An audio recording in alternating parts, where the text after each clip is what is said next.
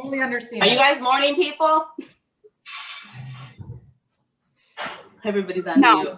Morning people? No morning people here? No. I'm sorry. No, you're totally fine. I'm just not a morning person. They always are in. Okay. Did they keep my No. Actually start at 7:45.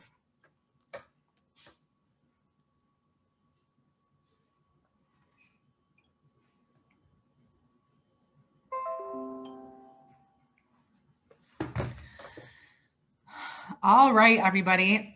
I am going to introduce Kristen.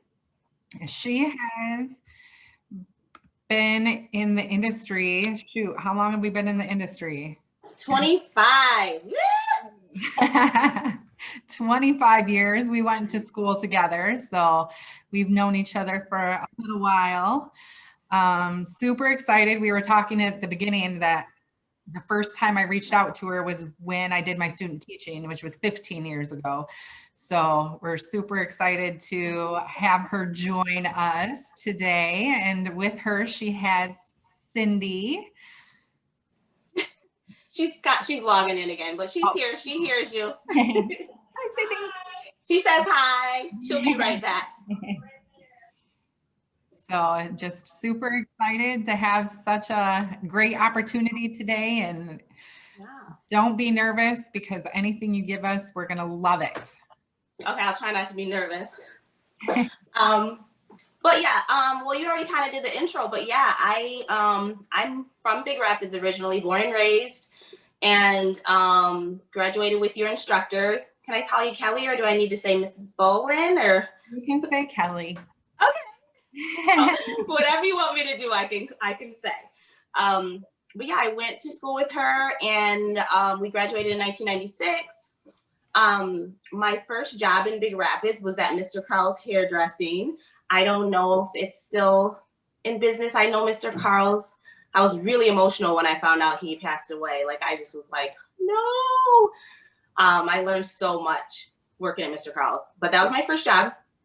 Now I live in Grand Rapids, and I have my own business. It's called Bella Versailles Hair Studio, which means let beauty flow. And I've had my own business now for 10 years, about 10 years. And I absolutely love having my own business, and love that I chose being a stylist as a career. Side note, don't ever let someone tell you that this is not a career choice, because it is, absolutely. And you can have so much fun. It's so exciting, always changing. Like, I have no regrets choosing to be a stylist. So pass the mic on to Cindy. Hello, everybody. My name is Cindy Ferris-Ford. I am super privileged to know this awesome lady. Yeah. So we've been friends for a while, and I am a natural stylist. I am the owner of the Rise Salon located here in Grand Rapids. And I've also been in business for the last 10 years. And I absolutely love what I get to do. Like I said, I specialize in working with natural hair, textured hair as well. So I'm just excited to share a lot of the things that we know with you today. Hopefully it will be helpful. It's definitely an area of hair that a lot of people are like shy away from because they're afraid of it for whatever reason. But there's some really cool tricks that you can learn. So yeah, that's why we're here. Cool. And we kind of looked at some of you guys' notes. Kelly sent us some notes as to what you guys wanted to kind of talk about today.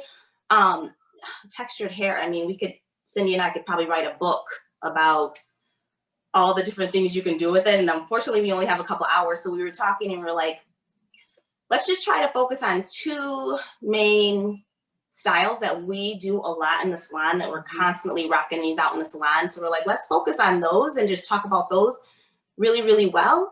And just so you kind of have a foundation. And because once you have that foundation and kind of perfect the foundation, you can always build off of that over time.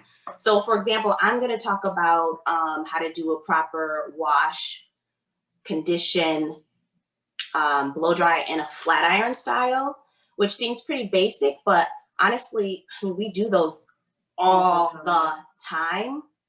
Flat iron, AKA silk press. Yeah. For those of you who might hear those. Because nowadays, it's called more of a silk press, but you could say either or, and they both look the same in the end. What was I saying? Flat ironing sounds kind of basic, but once you kind of work on that foundation and perfect that, you can build off of that. So instead of flat ironing the hair, you can, do beach waves with a flat iron. You can do curls with a flat iron, flip it, dip it, feathers, whatever. But once you first have to work on that foundation. So that's what I'm going to work on or talk to you guys about today. And then Cindy is I'm going to show you how to do a basic double-stranded twist. I'm sure, have any of you ever heard of a twist out? Just show your hand, maybe. No? Screens? I just want to see how many's here. Or there's more. Oh, there's a lot of people. Wow. Well, a twist out is pretty much when you do a double-stranded twist, you take 2 strands of hair and twist them together, and you let them dry for about 6 hours, and then you take them out and you have a really full look, actually just kind of like Kristen's. And so it helps to create a manipulated texture. So I'm going to show you how to, again, properly cleanse, condition, and moisturize the hair for that style. But before we get started, I do have a question, because I would love for you guys to get involved. I don't know how that's going to be possible on Zoom, but I would love for you guys to say whatever's on your mind, ask whatever questions you have, interact. I don't want to just be talking at you guys. That's super boring. So please get involved. I do have a question. So let's say somebody came to get their hair done by you, and let's say their texture was like this, okay? We all see that? And they said, hey, I'm not a fan of my texture. I need you to wash it, condition it. I just want it to be like silky smooth. I want it to be bouncy, shiny. I want it to last like a week. How many of you would feel comfortable taking her from this to smooth, sleek, bouncy, shiny, last a week? By show of hands, or who would feel comfortable with that? And there's no right or wrong answer. I'm just curious where everybody's at. Awesome. Okay. So about 4 people. It's hard because you're on I think maybe only 2 screens. different screens, but we saw some hands, and then we saw some. And honestly, if you didn't raise your hand, I'm gonna tell you the truth. When I left hair school, I also did not know how to take her from this to straight. And you're probably like, yeah, right. How is that possible? But I didn't know how to do my hair. Like my mom always did my hair. So I never had to deal with my hair. So honestly, when I left school, I had no idea what to do.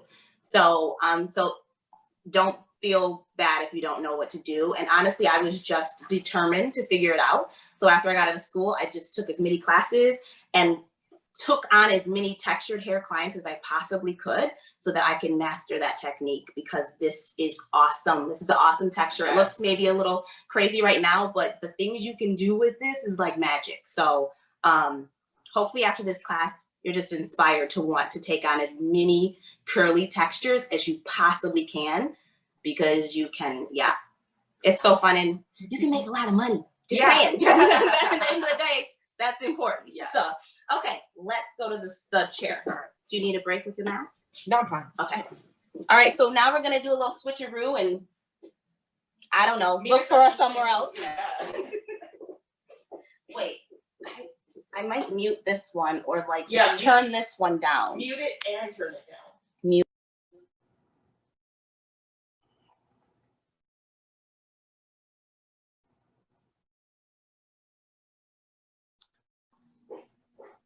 This is so cool. I'm going to ask how long it's going to take for a service like your blowout out style. I think that's interesting. There's already writing down a service like that. I'm sorry, what was the question? I was kind of. Can you repeat that I was question? just kind of talking to the kids. Sure. My question was, how long do you schedule out for your, what did you call it, a silk press, blow dry style flat iron? Yeah. I schedule out, well, if I know the hair, the person, and I've seen them already, probably 45 minutes in and out the door.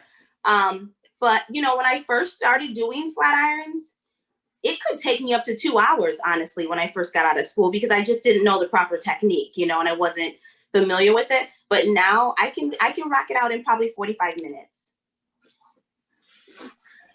Wonderful. That's what I was wondering if it was 2 hours or less. That's wonderful. Yeah. Now, can you guys see, we tried to get a good angle, but can you see the head okay?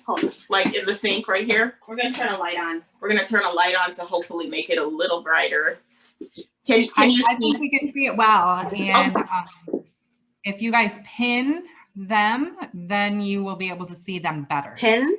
So, yep, everybody should pin you guys, and that'll make you guys fill up the screen as opposed to everybody. Oh, okay. No. Okay, cool. Okay, so can we get started? I'm not sure, like, are we pinned? I don't know. Okay, so first and foremost, her hair is really super tangled and dry. And if I were to just go ahead and do a basic wash on her, put the water on it, put shampoo on, and start scrubbing, it would literally be a disaster. And Cindy, why would that be a disaster?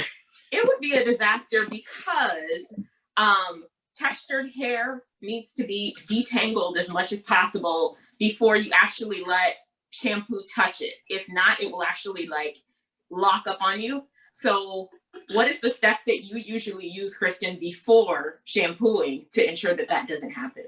So what I'm going to do, and you can do this on her hair wet or dry. I'm just going to wet her hair just a little bit. Hopefully you can hear me over the water. I'm going to wet her hair just a little bit. And I'm going to take the thickest conditioner I can find, which I think you guys can see that. It's really thick, okay? And I am going to put conditioner through her hair first because I need to detangle her hair before I even start washing it. Yep. Like Cindy said, if I just go in and put shampoo on this and start going to town with it, oh my word, it's a nightmare. And you would actually end up spending almost your whole service detangling that mess versus actually performing the service. So what I'm doing is I'm putting conditioner all the way through her hair, and I'm putting water on it too so that the conditioner kind of slips through the entire head of hair. I'm also going to take a wide tooth comb, or you can take, you know, some of these little fancy like detangling brushes that are out right now. But I'll use my wide tooth comb to actually detangle her first. And it sounds like I'm ripping her hair out just because it's a mannequin, but I am not. And that conditioner serves as just like a barrier. I'm putting lots of moisture in her hair first and completely detangling her before I even get to the shampoo service. And so you guys have any questions, like I said, because we're chatting it up, but we might forget to say certain things. Feel free to unmute yourself and just ask questions as we're moving. What product line are you using? Good question. Right now for her hair, I am using Design Essentials. So Design Essentials. And this conditioner is called Express Conditioner. And it comes in this jar. They come in bigger sizes too, but I love the jar because I can literally just scoop out what I need and put it on the hair. I love Design Essentials. That's what the only line I've been taught. Awesome. Cool. Is that what you guys use there at, do you have that there at, I'm sorry, are you I didn't mean you, I'm sorry. I'm Carrie Aldrich. Oh, sorry. We have the product line. It is getting old. We do have the product line. It is getting older and it is not up to date at this time, but we were taught years ago by Cassandra. She was in a salon in the Detroit area. And her team came up and had a big class for us at the school as well. So we do have some of those products. We are not updated with them yet. Okay. You went in and out a little bit, but I got most of it that you have. This is one of the lines that you guys haven't worked with before. Okay. I'll take my phone out. It gives me better signal. All right, guys. So you see how now I can comb through her hair. You can see her texture is popping through her curls. So that frizzy kinkier texture has now turned into some beautiful curls there. So I went ahead and detangled everything. Now I can start to shampoo her hair because it is now detangled. So I'm going to rinse that out. Rinse that out. It does not have to be rinsed out completely. And so, Kristen, do you think that between a silk press and like a twist out, for example, would it be beneficial to leave in some of the conditioner if I'm washing her hair for a twist out versus a silk press? Absolutely.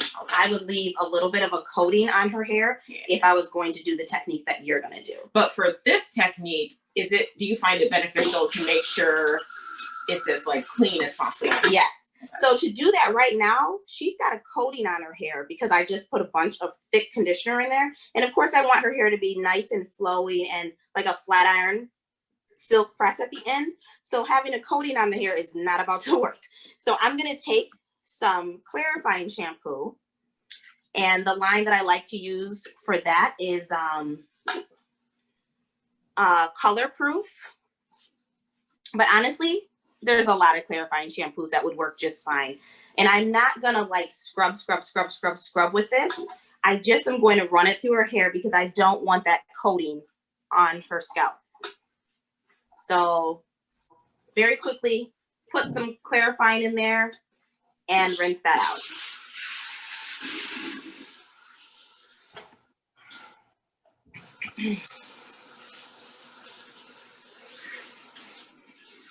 And then, so would you use the clarifying shampoo for both lathers, or would you actually go in and use a different type of shampoo? I'm gonna go in after the clarifying shampoo now, and I'm gonna put moisture in her hair because obviously clarifying detoxes the hair. I don't like to use the word strict because not all of them are like that. Some of them are kind of harsh, but this one is really gentle on the hair. So it just detoxes, it just gets rid of that coating that was on there. So now it already feels squeaky clean, honestly. But I'm gonna go ahead and put in a moisturizing shampoo for her second wash. And now notice I still haven't really scrubbed her scalp yet. I had to do all the prep work first. Ooh, she likes to shed. So I'm gonna use a moisturizing shampoo also by Color Proof. It's called Super Rich Moisture Shampoo. And could I go ahead and use the same line that we already discussed, Design Essentials? Absolutely. It just kind of depends on my mood for the day. I always have a couple that I really like. Okay, now I'm gonna scrub her scalp. And Cindy, what? Oh, what do you know? What do you notice about how I'm washing her hair? Okay, so I noticed that you're getting in just to the scalp. You're not necessarily like messing with her ends too much at the same time. And why are you doing that, Kristen? You guys are doing great. Huh? You guys are doing great. Throwing it back at me, huh, Cindy? Yes. So you guys notice that I'm like going scrub, and then I'm detangling. Scrub, detangle. Like, I do not want to just take away all the work I just put into her hair. I just put in so much work detangling. I am not about to mess that up. So I am going to get her scalp super clean, but then I'm going to make sure that I'm not creating tangles and that I'm always keeping it detangled as I'm washing her hair. Scrub. And I know a lot of times we are taught, I don't know how how you guys are taught right now, but a lot of times you're taught to like massage the scalp and just give this really relaxing shampoo and put them to sleep. And yes, I do that with a lot of my clients, but when they have textured hair like this, more than likely they have not washed their hair in a while because you don't want to wash this textured hair every day because it would dry out. So maybe it's been a week since they've washed it. Or 2. Maybe it's been 2 weeks. Maybe it's literally been a month. And for this type of hair, that is not gross at all. That is actually normal to just let that oil naturally build up in the hair. So by the time they sit in your chair, their scalp is itchy. It has buildup on it. It needs to be scrubbed. Yes. Okay, so It's all about getting in there, getting to the nitty gritty, no massaging, putting them to sleep stuff, because that's not going to clean the scalp. And it could actually make them their scalp more irritated if you're just massaging it versus actually getting in there and scrubbing. Now, something that's really important to remember is you don't ever want to get in there really with your nails and scratch, but friction using like a really, fast motion with your hands is going to help to lift up a lot of that dead skin on the scalp and cleanse it out. All right. Yeah. Now, normally, I might literally wash her hair 2 more times, really, really, really well. But her hair, I mean, this mannequin hardly has any hair, so we don't need to do all that with her. It's pretty much already shed half of the hair in the scene. Yeah. So what I'm going to do now, let's just pretend that I did that whole technique of washing it with moisturizer, conditioner, moisturizing shampoo. Let's just pretend I did that, another good time. And it's squeaky, squeaky clean. Now I'm going to use one of my favorite conditioners that is also by Color Proof, called Super Rich Moisture Conditioner. And I'm going to bring that through her hair. And the reason why I chose Color Proof instead of Design Essentials for her texture is because Color Proof is it's more of a weightless moisturizer. So, it's just really, really, really light on her hair. So it does what it needs to do. It moisturizes her hair and her scalp really, really well without weighing her hair down. So that's why I chose that line versus Design Essentials. It's just a different type of feel that I'm looking for, but neither of them are wrong choices. And you'll get a feel of what your client needs as you continue to practice and work with different textures of hair.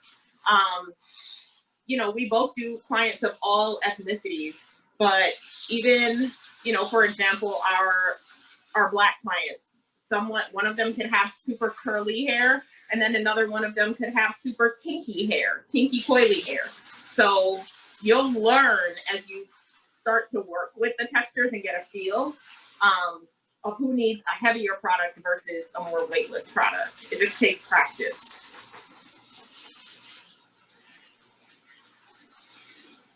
I have a question. Yes, awesome. So, when you go to shampoo her hair twice or like 3 times, 4 times, whatever, like feels right for her hair, does that dry out people with curly hair texture? Because I know if I were to shampoo my hair twice or 3 times, my hair would feel very, very dry. Is it different for people with like very curly, kinky, coily hair? Like, does it not dry out as much? Right, that's a really good question. No, it won't dry out.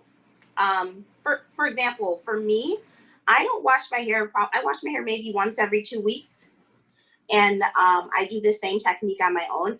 By the time I wash my hair, my hair has a buildup on it of just like oil that I'm putting it on it every day. I might be refreshing it with like a spray and conditioner. I'm constantly putting something on my hair to like moisturize my curls.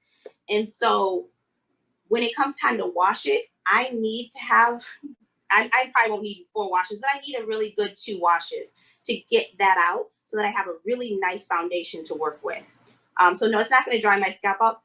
By me not washing my hair every day, the oil is naturally building up on my scalp and throughout my hair. So I actually but I really need that type of a wash to get that out and have a fresh base to work with before I put the moisture back in. But yeah, someone like for your texture, that would totally dry your hair out if you're doing that every single day, for sure. So this is your girl, right? Yeah. So I just need to wet her real quick. Okay. So your girl's prepped. Wet her. Good to go. So now that was it. I just rinsed out the conditioner. So she's good to go. Now I'm going to take her over to another location so that we can start with the blow dry. Okay, so then we're going to move that. Yes. You guys are doing fantastic. I love it. Thank you. I feel build our confidence. Keep coming. the way you guys are interacting with each other, it's awesome. You're like, I would think you do this on the regular. Miss Bolin, Thank you. Yeah. how do you pin somebody? I'm so, If you hover above their picture, hit the sideways snowman. It'll give you a drop down. Do and what? One of them, if you hover your cursor over the picture of the person you want to pin and hit the sideways snowman, the 3 dots, and it brings you a drop down. One of them is at pin.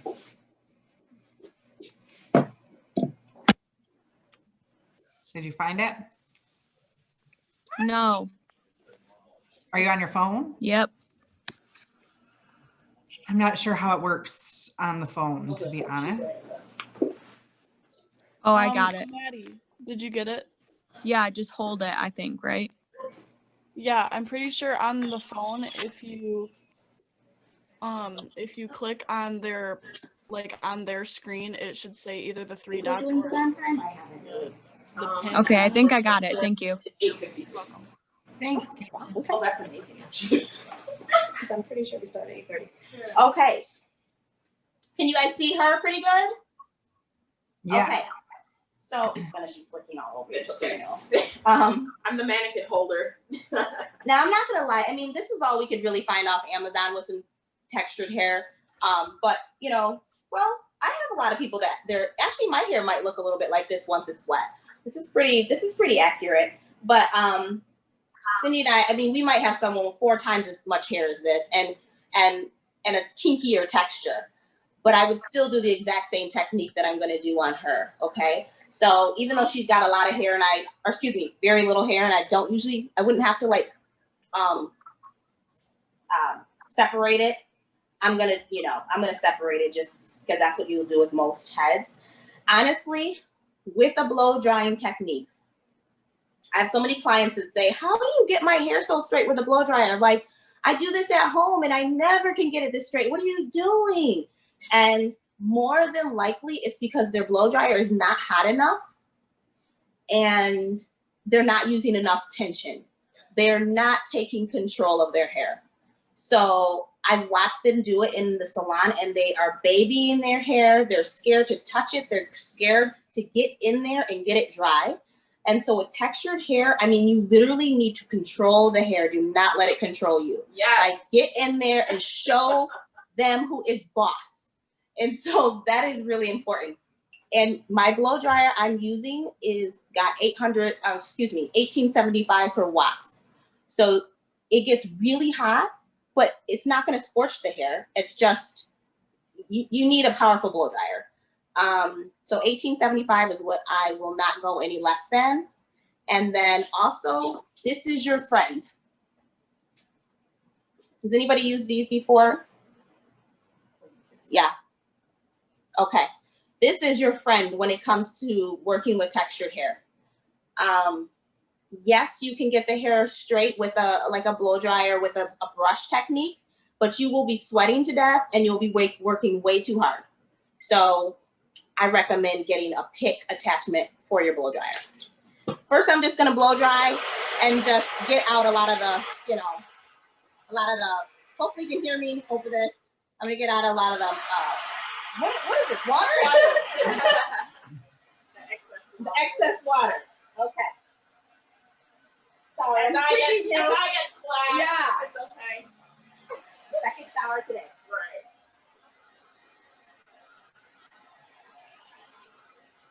So really, really get in there. Do not be afraid of the hair. Are you guys on Wealthy Street? What'd you say? Are you guys on Wealthy? On Lake Drive or Wealthy and Gassy in Easttown? Yes, I am. You know that area? I used to live there. Awesome. Yes, I love Easttown. Okay, I'm going to separate her hair a little bit, clip some out of the way, put on my attachment, and go to town. And try to get as close as you can so you can see how I am like really holding her hair. Like I'm taking control of her hair. When I've watched other people or my clients do it, I notice they're going like this. And they're like they're so scared of it. They're like, oh my God, oh my God. It's like, no, you have got to get in there. All about the tension, all about the heat. And one thing with our hair, you also don't want to hold the blow dryer in the same position for too long, because that is what could scorch or burn the hair. You want to keep it moving with tension. Yep. And if you notice how quickly Kristen is going, really another key to a successful silk press is the prep. All of that prep that you saw her do with the shampoo bowl is what helps make this process so much faster and easier. Yeah, because she's already detangled. If I had to come back here and detangle, I'd be real mad. You're like, oh my goodness, no. Now, granted, some people are still going to have some tangles because they're going to have, you know, I've had people with tons of hair, but the tangle should come out very, very, very easily and should not ruin your day. Now, Kristen, does this process get easier over time? For example, if you have someone who initially comes to you and she has like a buttload of hair, 4 times this amount, do you think that it gets easier over time if you continue to do silk press? You mean Like the process? Yeah, her process, like does her texture, like if someone comes to you with super kinky hair initially, let's say maybe 6 months passes by, would her texture change at all with the heat? Yes. Okay. And why is that? That is called, a lot of people, they'll use the word heat damage, but it's not heat damage. It's heat retention. Or heat memory. I like Heat memory. Thank Yeah. you. I knew it was one of those words. Retention, memory. So your hair, when you keep flat ironing it over time, if I keep flat ironing my texture, I don't know if you guys can see that. If I keep flat ironing that over time, my hair is going to start getting straight because of heat memory. It's just doing what I have trained my hair to do. So if I'm constantly straightening it, it's going to always want to be straight, honestly. Which is great for some people because they like when their curls get a little bit relaxed, and then some people don't love that so much because they miss their curls. So you definitely, if somebody wants to keep their curls intact, they don't want to do this technique all the time because their curls will change over time. I don't know if I answered that. Yeah.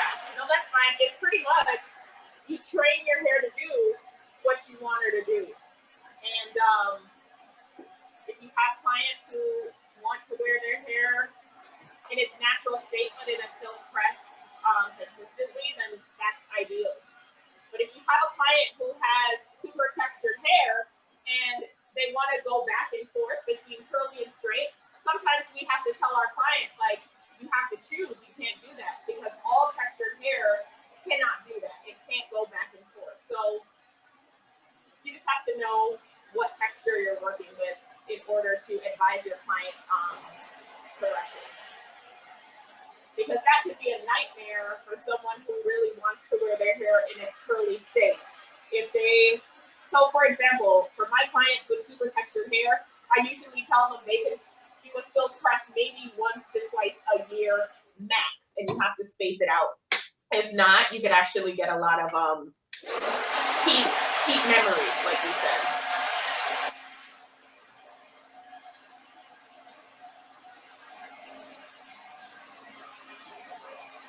Can you lower her? I don't know if it happens down there or what. Or is it down here? Oh, there we go. Way too short for this.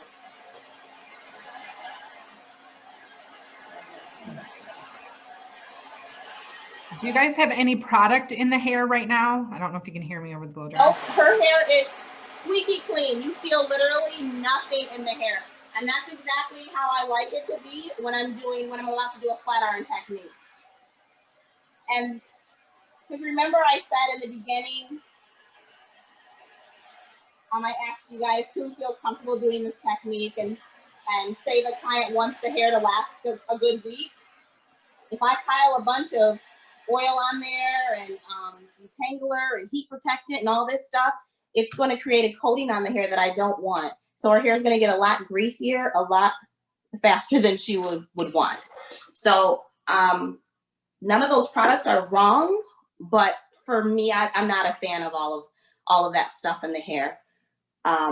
Because honestly, if you're using a really good foundation, so a really good shampoo, a really good conditioner, those type of products that I just use, it already has a heat protectant in there.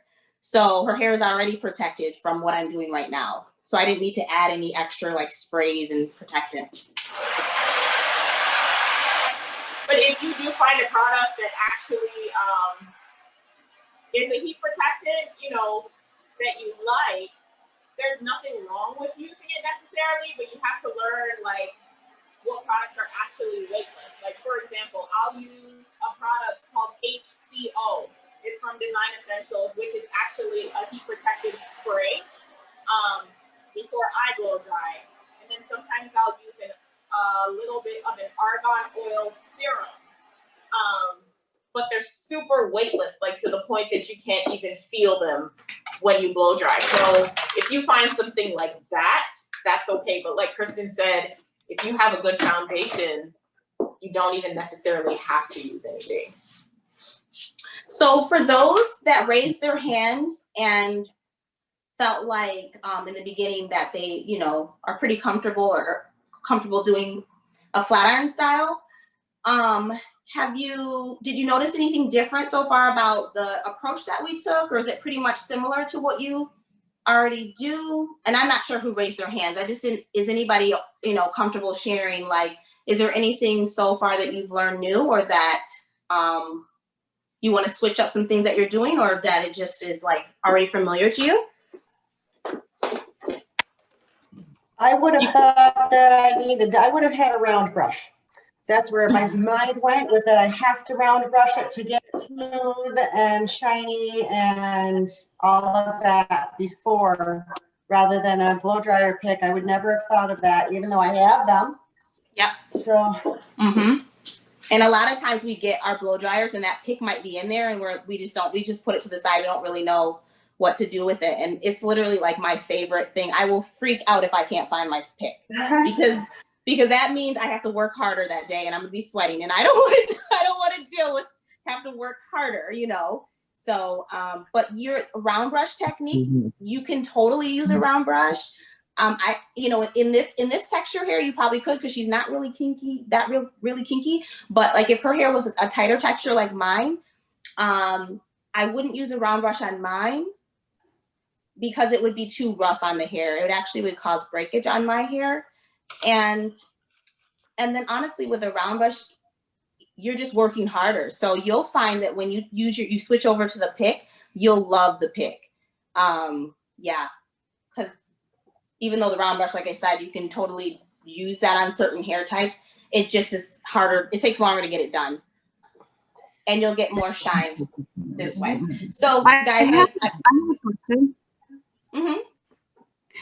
Okay, let's say that an older lady comes in and her hair, I mean like older, and her hair is all like that. Do you guys have to use like a different product or like a different way of doing their hair so that it doesn't like break or anything?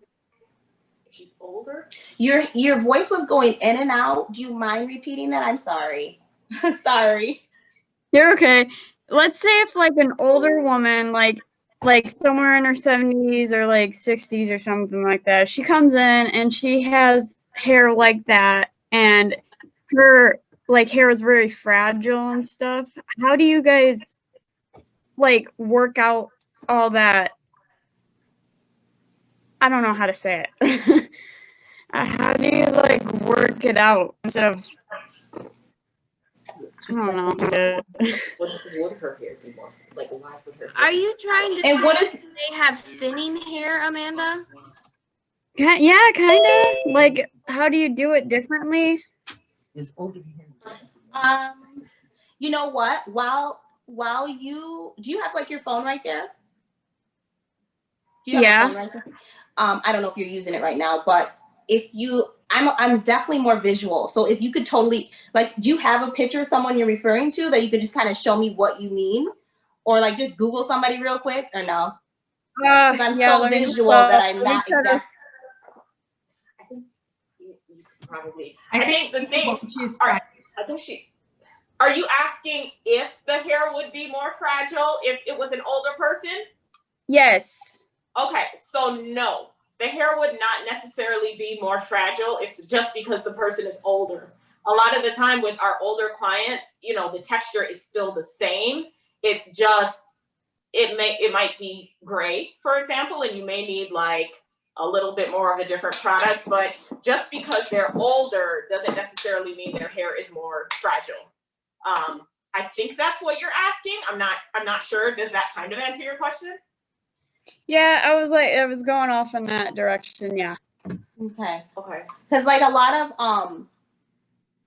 my African American clients that are, you know, 60, 70, 80 years old, they've still got a head full of hair. So when you have textured hair and it's fine, or a little bit more, you know, just because they're older, it still has that texture to it, you know, so that kind of gives it body still because it has the curl to it. I don't really have, honestly, any older clients that are like, that I would change what I'm doing. Like I would do the same technique that I'm about to do. I would do this exact same technique on an older client.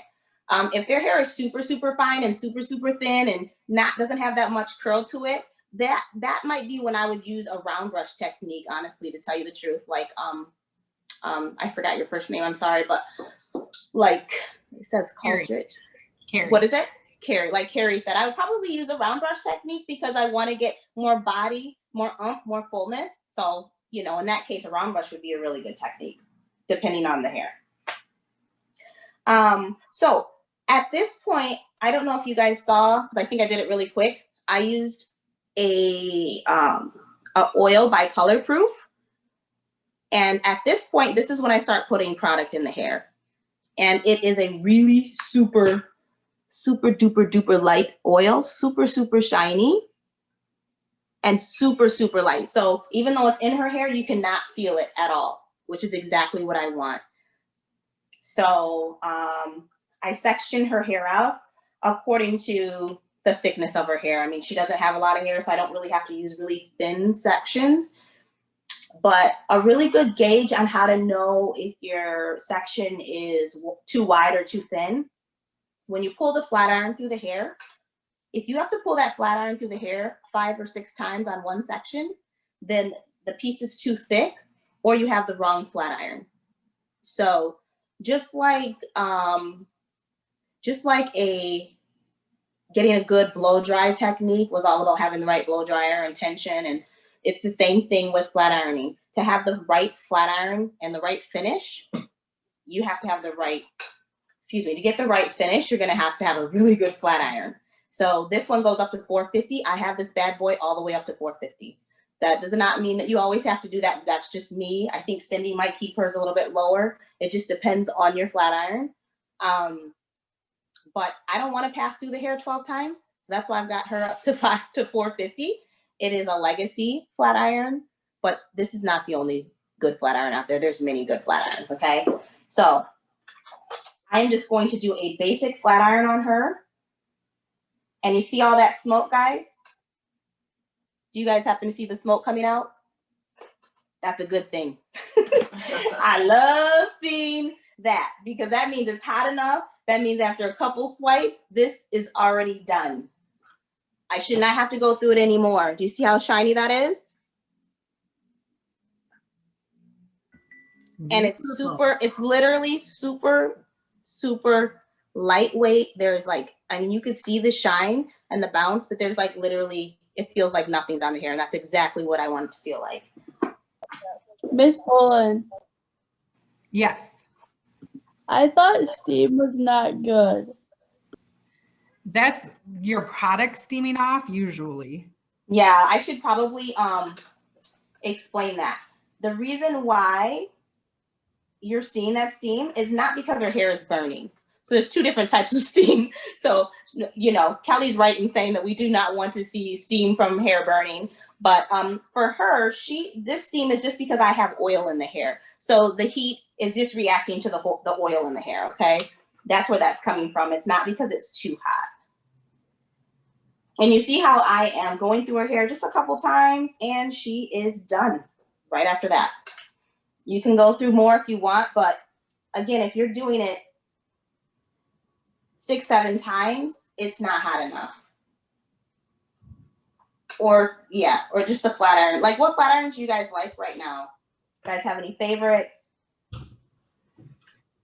Right now they at school use what I give them, but flat iron and blow dryer are two of the things when I took over as instructor that I changed because I didn't think they got hot enough. So that you said that, and they're afraid a lot of times to use the heat. So like we've done some flat ironing and some curling, and I'm always coming over there and I can tell right away when they don't have it hot enough and turning it up. They're like, but that's too hot. I'm like, no, you need that heat. Yeah. So what I'm doing, I mean, I'm doing this so many times throughout the day. Would you say that as well, Cindy? Yeah. I also have, guys, here, I have a couple different flat irons. With her, I mean, you know, she's a mannequin, so I'm all up on her scalp and I'm burning her and all kinds of stuff. Obviously, I would take a lot more care not to burn her scalp if it was, you know, an actual real client. But I do have a couple different irons because sometimes you'll get someone that is so incredibly kinky at the scalp. Gotta leave that on, but it's so kinky at the scalp, and you're scared. You're like, man, I gotta get that. But how do I get close to the scalp? But I don't want to burn her. So I have this little baby. See that little baby iron? And the same brand, Legacy. And I take it and get right at the scalp with my baby iron. And then I take my bigger iron and finish her off. Now, Kristen, when you're pulling through with the flat iron, are you just going super light, or are you actually putting tension and pressure as you pull? Good question. I am putting tons of tension on her hair, just like I would with a blow dryer. I am not, again, I mean, take control of this person's hair. Yes. Like, do not let this hair control you. You're the boss. So yeah, I have a lot of tension going on, which is, yeah, half the battle. Now, do you do that same thing with your clients of other ethnicities, like your white clients or Hispanic clients, or do you just do that with textured hair, just so that they can know the difference? Honestly, textured hair. Yeah, to me, anyone who has textured hair that I have to get, if they want a smooth if they want this look, yeah, I'm gonna use the same tension. You know, because I don't know. But yeah. like, I mean, someone with more, with naturally straight hair, would you need as much tension? Oh, I see what you're saying. Yeah. Yeah, probably not. I mean, probably not. You probably can take, if they don't have a lot of kinky, curly texture, I could probably take really thick sections and just go through it really quick. No big deal. It's done. So let me tell you guys why I love also this, and I'm gonna be done in a second because we got to get to Cindy's. Why I also love the flat ironing technique, which, by the way, I don't know if you can you guys see what's happening here?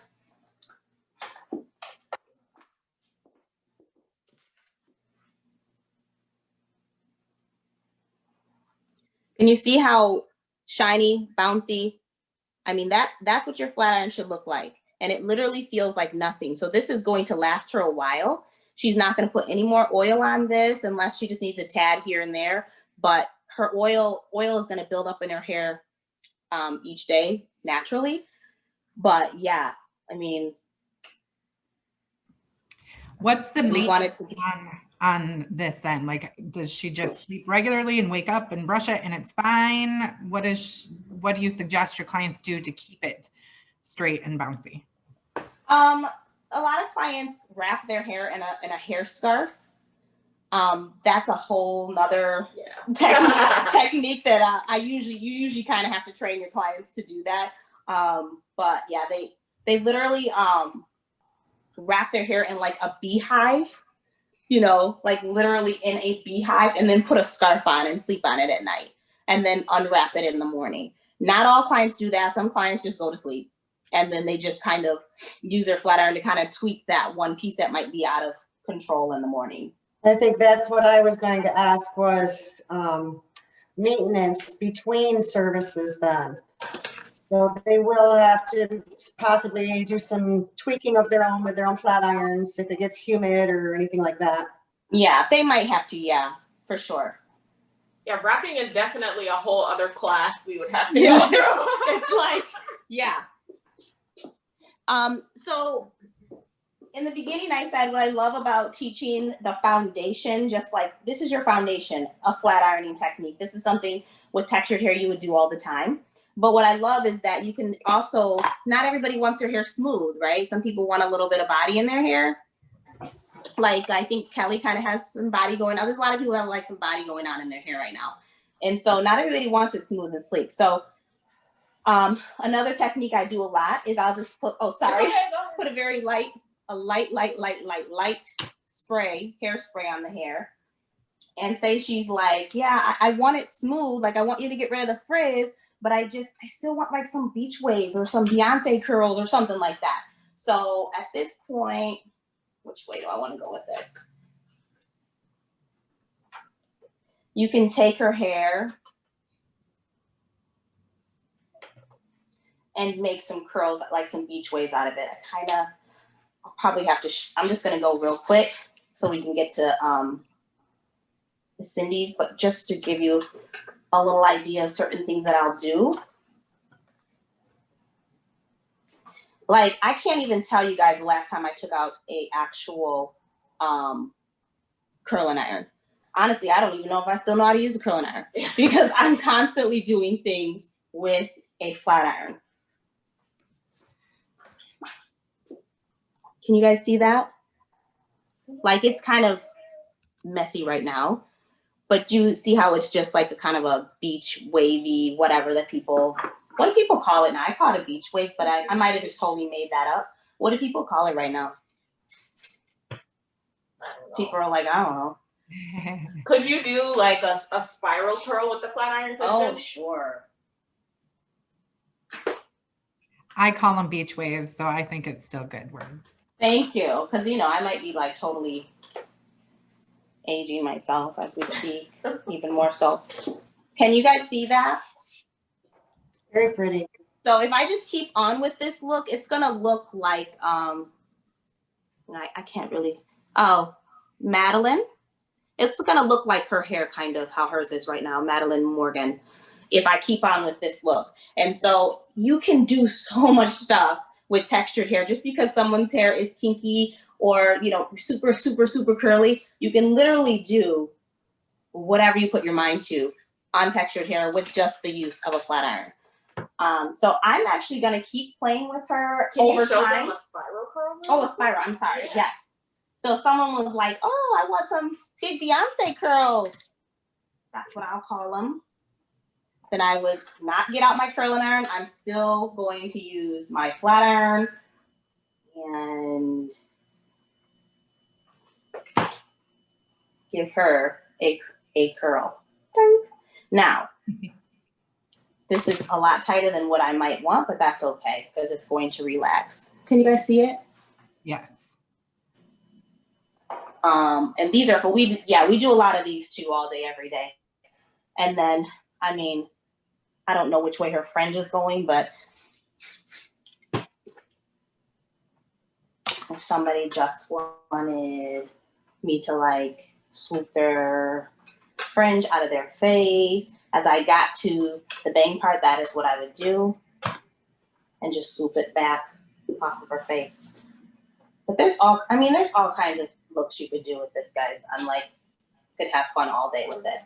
Right. But we got to get to Cindy. So any questions about what I did today? I mean, I'm going to try to finish her before class so you can see the end result. But as Cindy's kind of doing her thing, I can do that. It's beautiful. Okay. Thank you. I'm going to pass the mic. Thank you. Hey. All right. So we're going to go back over to the shampoo bowl really quickly. How are we doing on time? We're good. Are we just an hour in? We're good.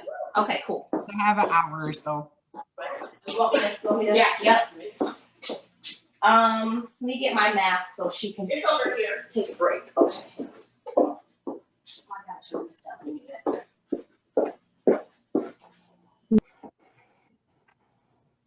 I'll be right back.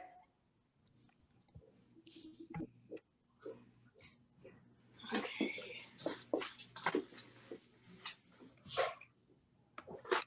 How did I just get through here? I said, how did I just get through there? You have to go through that way. I already, Oh, okay. yeah, I got it all. You can take your mask off. You're breathing. Okay, I know. Okay. So we're gonna use our little friend here again.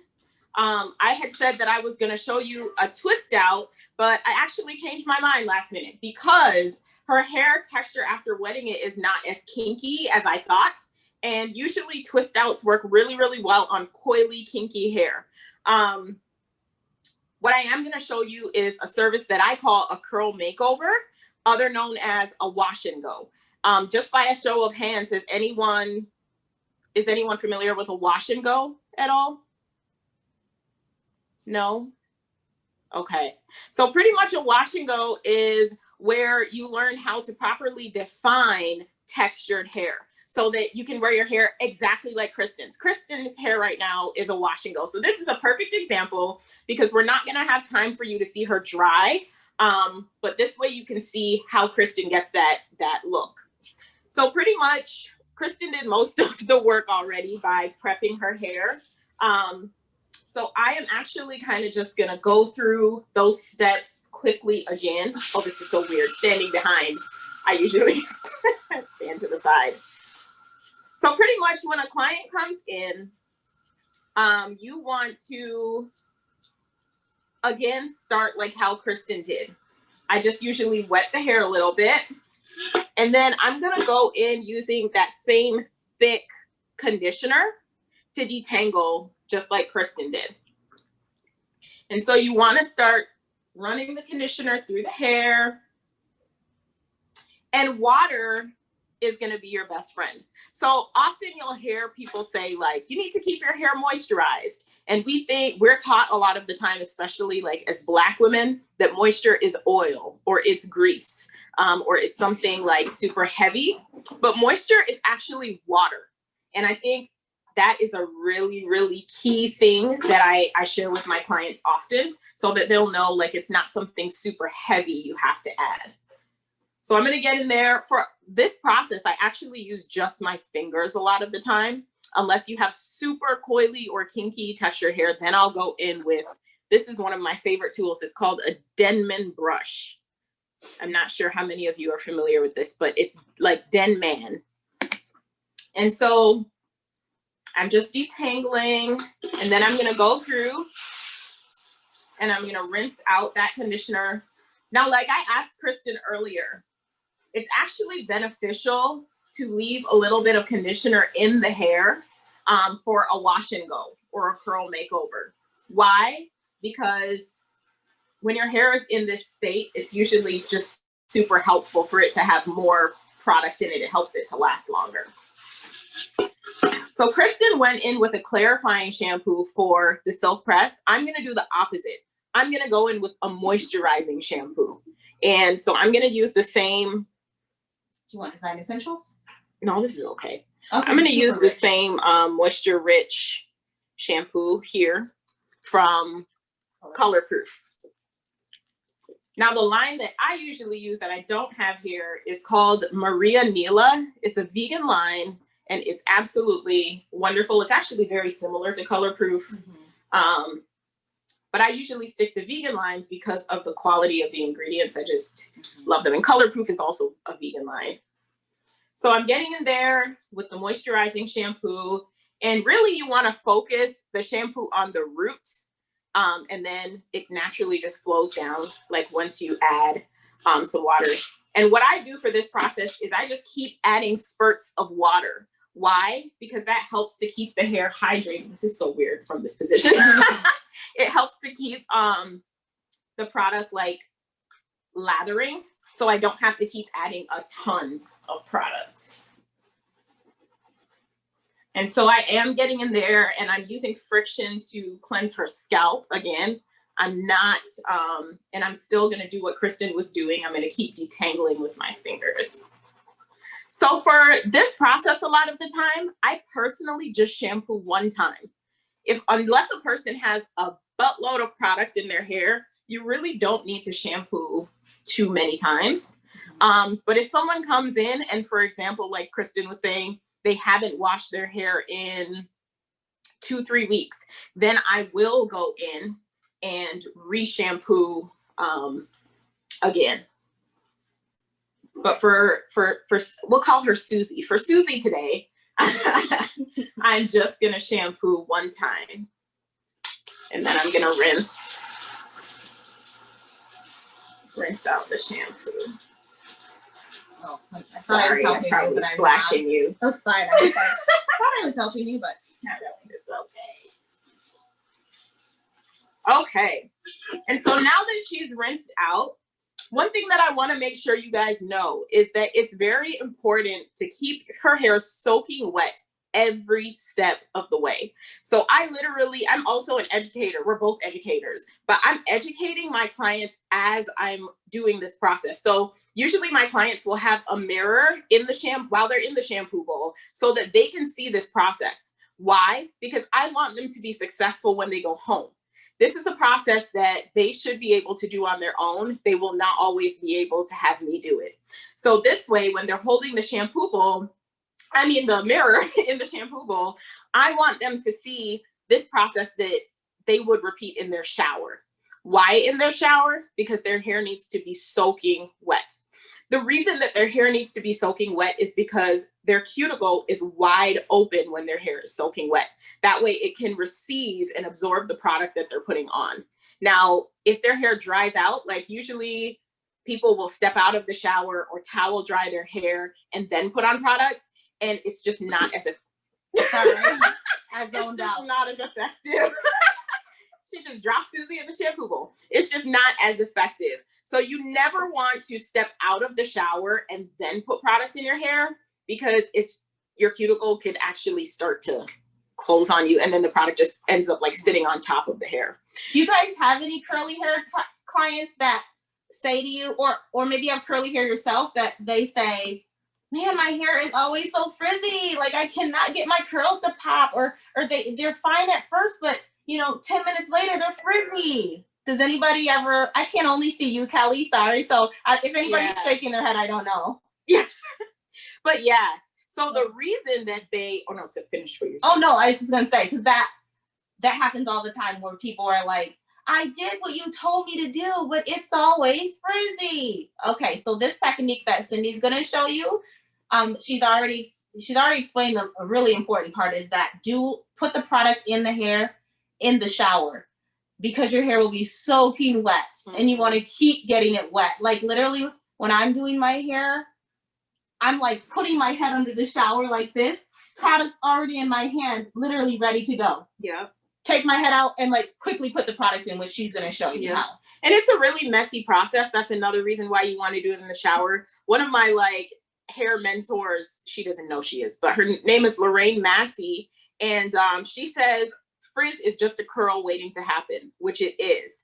And in order for that to happen, you need there to be a lot of moisture, again, which is water. So some of the things that I drill into my client's head is moisture is water, moisture is water, moisture is water.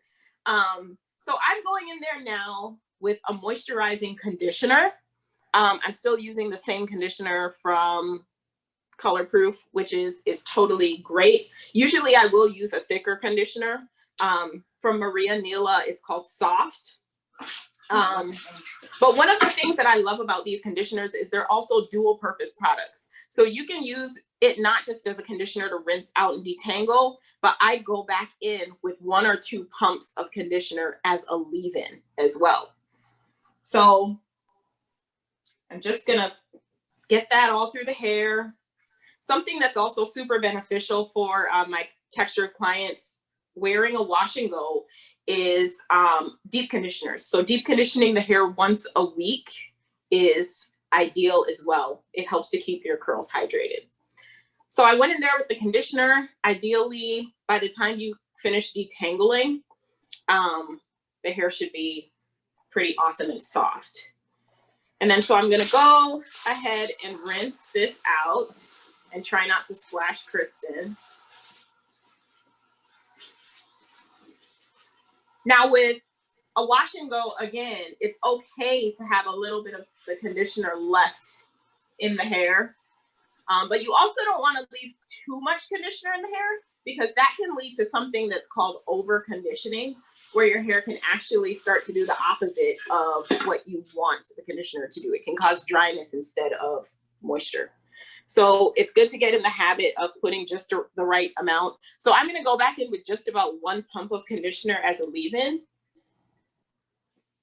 And again, you'll notice I'm adding water every step of the way. So after I put in the leave-in conditioner, I'm going to go back in and just add a little bit of water really quick like that, and make sure that it's all absorbing into her cuticle. The goal is to have every single strand of hair saturated with products. And it might seem like you're putting on a ton of product, but that's okay. So for my clients of different ethnicities, like for example, if I have a client with wavy hair, I'm going to use more of a cream to style her versus a gel, because that could be like too much. And then maybe I'll go in there with some gel and just scrunch her ends. Whereas a coily or kinky client, I will go in there with a gel. And so this is a product that I love. I don't know if you guys can see that. It's called Curly Magic, from a line called Uncle Funky's Daughter. And yeah, so this is actually an aloe-based gel. It's also a vegan product, and it is absolutely amazing. It helps with definition and hold. So a product like this, you may have a little bit of like a buildup on the hair when it's done, but what happens is it helps the wash and go last longer. So maybe by day 3 or 4, it turns into more of an afro versus, what is the word? Like how it initially looks, pretty much. So I'm gonna go in there, and sometimes you can section the hair and apply product section by section, but for this texture, I just am gonna go in there because she has a super manageable texture. And honestly, for her whole head, because of her texture, I'm just using about 4 pumps. You don't need a lot at all. This is what I used on my hair yesterday. Yeah, so Kristen, this is perfect then. So Yeah. you can see what the results will look like on Kristen's hair. Now, after I applied the Curly Magic, I'm actually gonna go in and add a little bit more water. Why? Again, because I just wanna keep her hair hydrated through the whole process. And that's one of the reasons why it's beneficial to add a lot of product initially, because technically you're still going to be washing some of it out, but you want to make sure you have enough left on. So what I'm going to do here is go in and start to scrunch her hair. I don't know if you guys can really see this, but I'm going to hold from the ends, and I'm just going to pick up to her roots, and I'm scrunching her hair. And there's literally product dripping everywhere. And Yes. that's completely normal. That means that just tells her she has enough product, because it's making a complete mess. Yes, So pretty much. That's good. And so one of the things that I do with my clients, I call it hair yoga. I actually have them like flip their head in all different positions. So like I will have her lean forward in the shampoo bowl, and then I'm scrunching when they're upside down, or when they get to the styling chair, even when they're dry, in order to cause volume on their roots, I just have them like lean to the side, lean forward, lean backward, and it helps to encourage their curls to lift off of their scalp so it's not flat. So when she goes, in order for me to style her now, what I'll do from the shampoo bowl is I will actually sit her under the dryer for about 20 minutes, just a hooded dryer. Okay, yeah.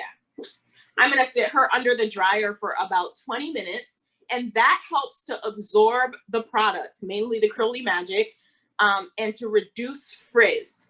Now for my clients, like for my white and Hispanic clients, usually they're the ones with wavy, curly textures. So I'll go in there with a diffuser.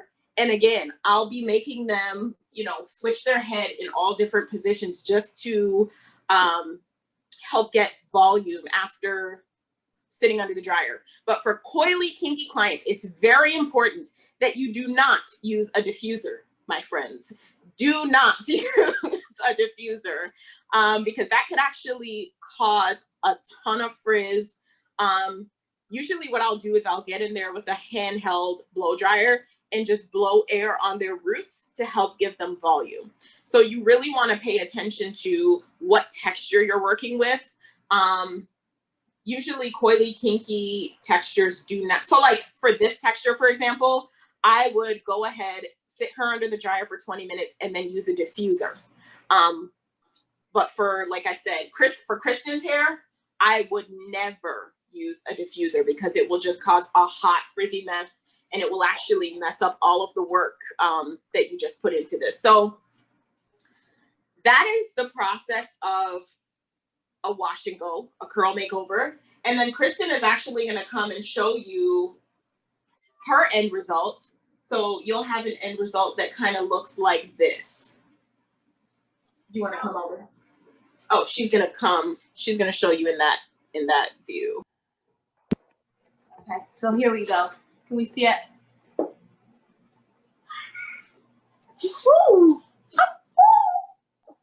Oh, wow, that's pretty. So I'm gonna kind of imitate on you what I would do. So I'm gonna kind of imitate on Kristen how I would style. So come on, this thing. I know. Okay. So this is perfect. So this is the end result. So this would be after I sit Kristen under the dryer for 20 minutes. It's gonna be a little bit flatter than this. And then that's when I would go in with the blow dryer. And I would have right there, not working. That's when I would go in with the blow dryer without the comb. And I would just have her hold her head down and I would just blow. Just blow air on her roots. And then if I want volume, I would go in with a pick like this. And I'm gonna go into her roots and I'm just gonna slightly pull up. I'm not going to pull through her hair because that would totally be a disaster. But what I'm doing is I'm just lifting the roots like this. And then I also get in there with my hands and I just massage.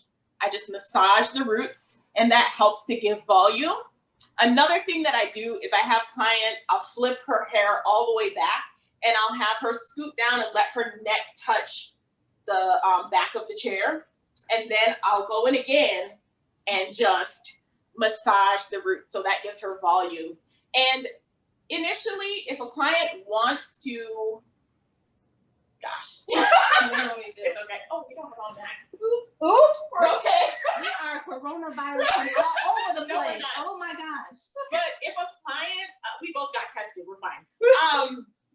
If a client, sometimes a client with a wash and go, because our hair naturally, our hair will naturally like grow as the days go on. So Kristen's hair looks like this today, but within like 3 or 4 days, her hair probably will be in more of like a huge ball of a afro. And I love that. That's what I want. Exactly. I want my hair to get bigger, just fuller. Like, because right now it's too fresh. I just did this yesterday, so it's not as full as I actually want it. You guys are probably like, actually, that's kind of full. But oops. But no, I want big hair. And most people that do a wash and go, their whole goal is to have like this big, huge hair. It's just, this is the look. If you guys are wondering what a wash and go looks like right now, and what people are doing with their hair that's curly, this is what they're doing. Yeah. They want it big. The bigger, the better. And so it depends on what your client wants. Like some people actually really like a flatter look. So if they do, you would use more products like Curly Magic and you wouldn't manipulate it as much. But if a person wants the bigger look like Kristen, then you can get in there and just mess with it. The more you mess with it, sometimes you can even pull the strands apart. Like Kristen's, for example, I would take one of her curls and separate it like multiple times just to give her that fullness. So that is pretty much a wash and go. Based on that, oh, go ahead.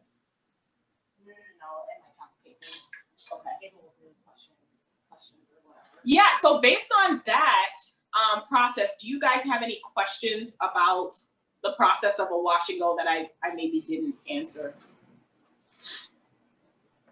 And this is a really popular style, guys. Like, this is the one that I showed you. A lot of people will be asking for a flat iron or some curls with a flat iron. And then the one that Cindy just showed you. If they don't want the flat iron look, they want to wear their natural curls, but they want to know how to do it correctly. They want that big fun hair. And then over time, you know, for me, I might change this up and wear like a mohawk with this hair. Or have, you know, like how I had it when you guys, how I had it when I came in, it was kind of like off to one side, or I just keep manipulating it every day. And I don't have to, I'm not gonna do this for my hair. I'm not gonna do that same thing that Cindy just did. I'm not gonna have to do this tomorrow. I'm not gonna do this for, I don't know, I'm gonna try to make my hair last as long as possible. And how long is that typically like for you? I'm trying to rock this bad boy out for 2 weeks. Yeah. Because, if it starts getting frizzy, I don't care. I'm just gonna change it up, do what I did when I came in today, or I'm gonna pin the sides up, have a mohawk, just wear a big bushy ponytail. Like, I don't care. So one of the biggest want to make it last as long as possible, because obviously we just did a whole lot of work to get this curl. I don't want to rinse it out the next day. Right. And one of the biggest things that I encourage clients to do is to embrace what their hair naturally does. You can't force your hair to do something that she doesn't want to do. I often say our hair is bougie because, you know, she does what she wants to do. So you either get with the program or you don't, you know. I often encourage clients, like, just embrace what your hair naturally does. Our hair, coily, kinky textures like Kristen's, is going to evolve. Like, it's not gonna look the same way that it looks the first day she washes it. So it's important to embrace what your hair naturally does so you don't get frustrated.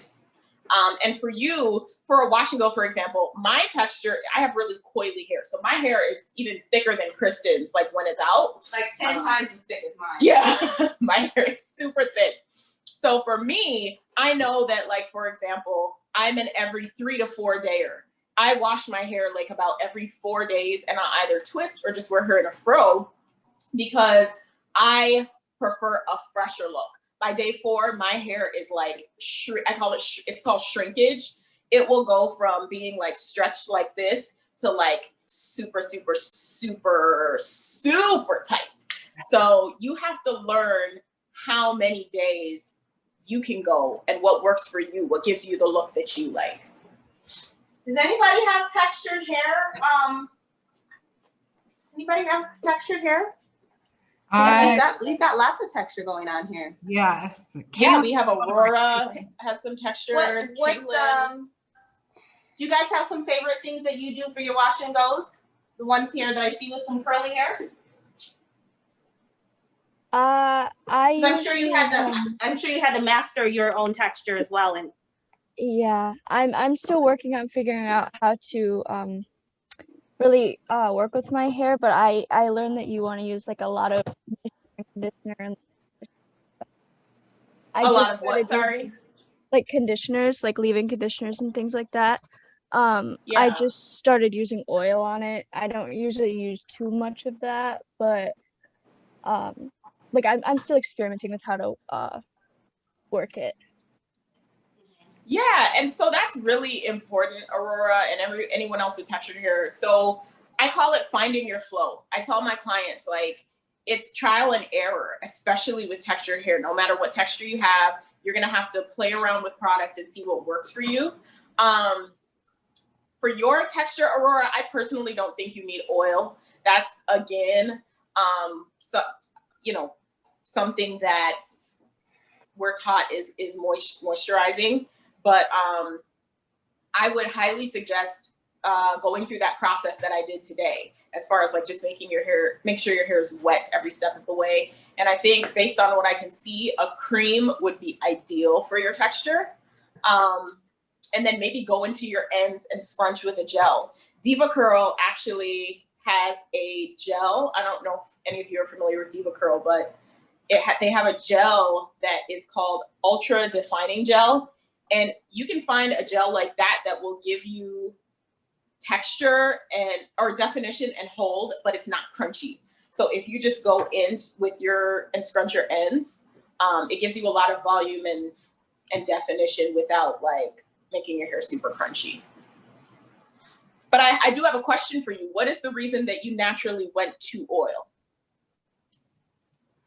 I just didn't know what else to use to make it not be so like pulled, like it would to define my curls. I wasn't sure what to use because I was never taught how to deal with my hair, so I didn't know how to make it like my curls come out. Is your hair in a ponytail? Like, would you be too shy to just let it out?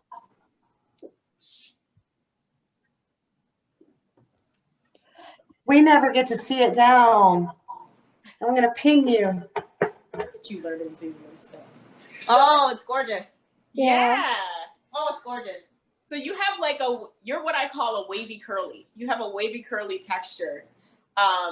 And I can tell just by looking at your hair that it's actually naturally curlier than that. You just haven't mastered it as yet.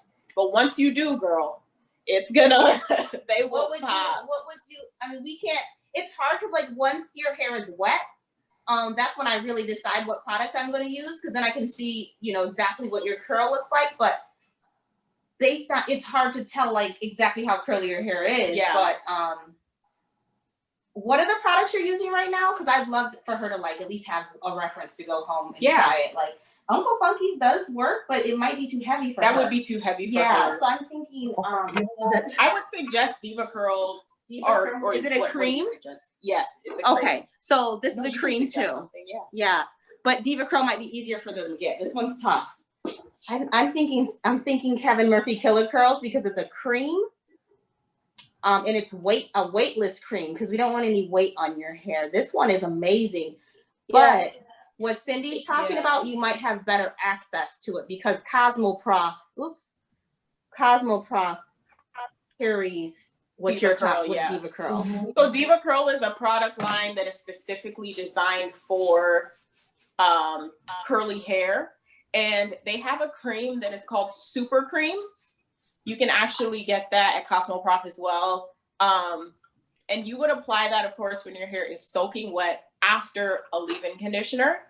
And after the Super Cream, you would go in with the Ultra Defining Gel from Diva Curl and just scrunch your ends. So it's pretty awesome. And you want to use a generous amount, probably like 3 to 4 pumps. It might seem like you're using a ton of product, but you'll learn quickly that it's not a ton of product.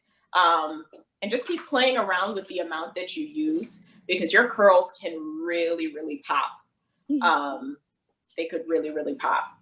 It's crazy because a lot of curly girls are never taught to do their hair. Yeah. And so remember I said my mom did mine, so I didn't know what the heck I was doing with my hair. Right.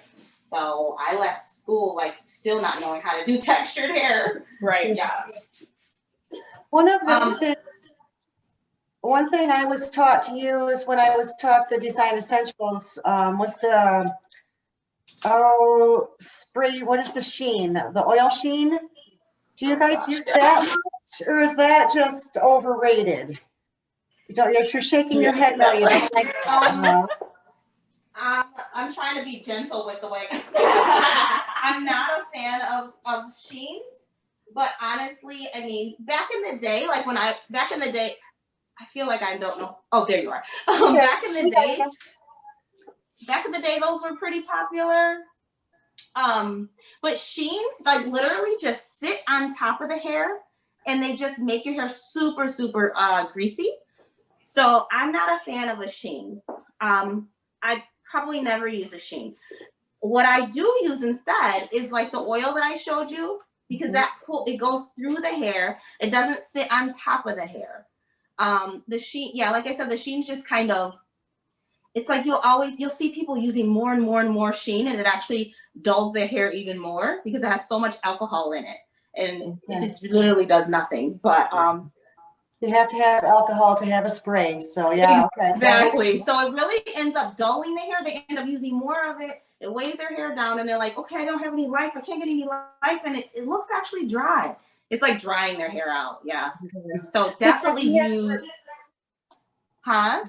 We really haven't updated that line in a while. We've used what we had, and so that's kind of why I'm asking questions. So it's outdated. Oh no, I love these. I love these questions. Please keep them coming because we've got some time, and Cindy and I were hoping there'd be some questions, and I mean this is the best way to learn. So awesome. I just have a comment, I guess, on something that I wanted to learned a little bit versus my fine hair. When I'm in the shower and conditioning, I take my washcloth and I wring it out and I squeegee all the water out of my hair so that it will accept my conditioner more. But I guess it's more of a comment, and what I've learned is totally different for curly hair. I would never have kept that much water, kept adding that much water. I just wouldn't have it. So I learned that. Thank you very much. Yeah, you're welcome. Hold on one second. We're going to move back over here so we can take some questions. You can move your chair over here.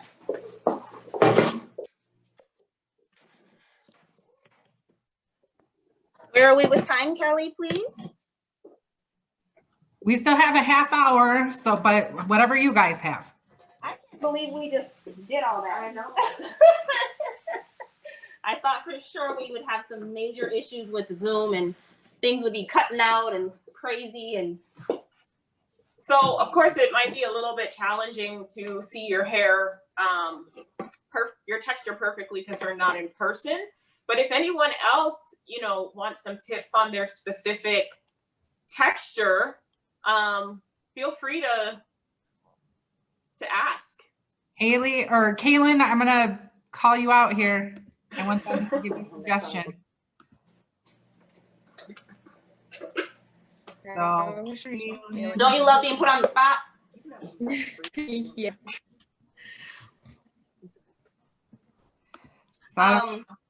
So Kaylin, do you use a gel typically, Kaylin?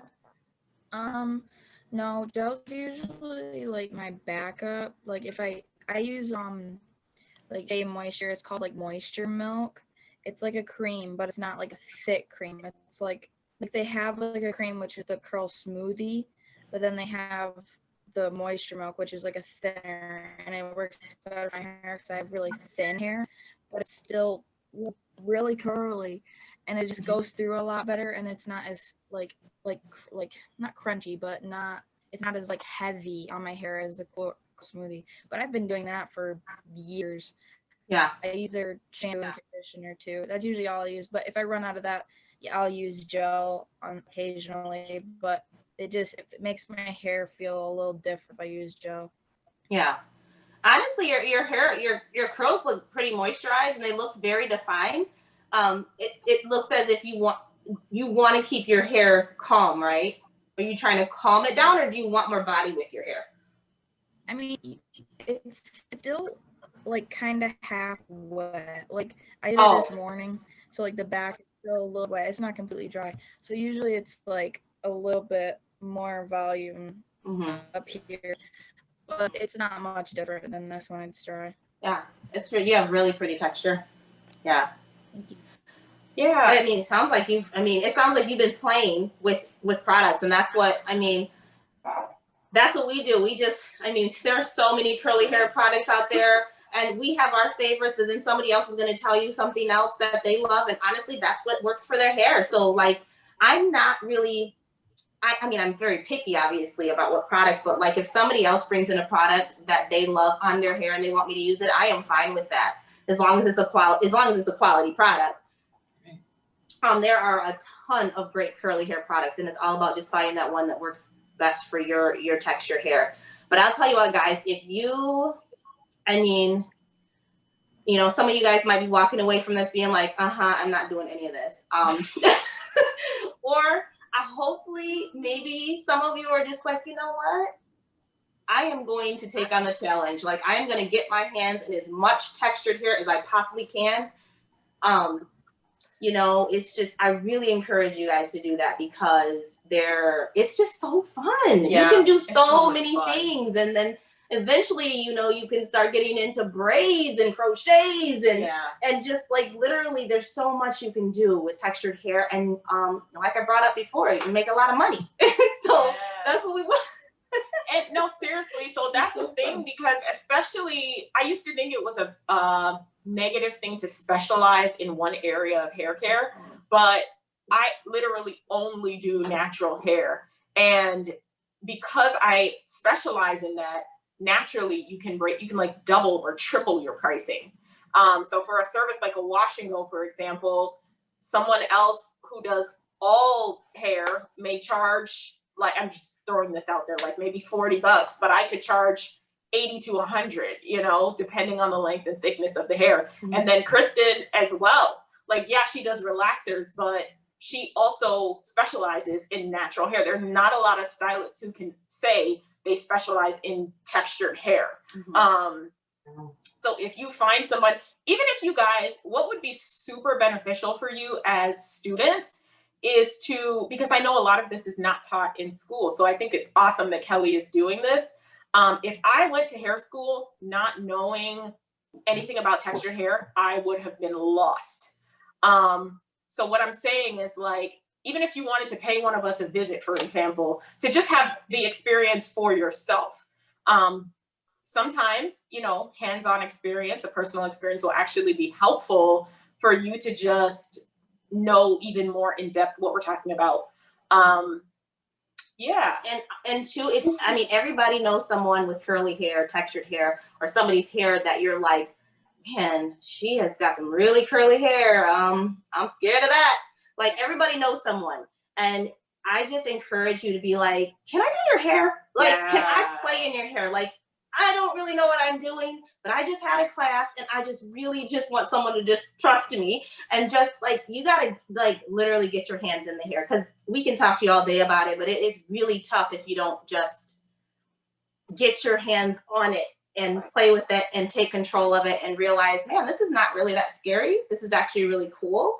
And so if you've got any, if you know of anyone, or if the students in this class are, you know, are okay with you playing in their hair, that would be awesome. Yeah. To play with those flat ironing techniques, play with the wash and go technique as much as you possibly can.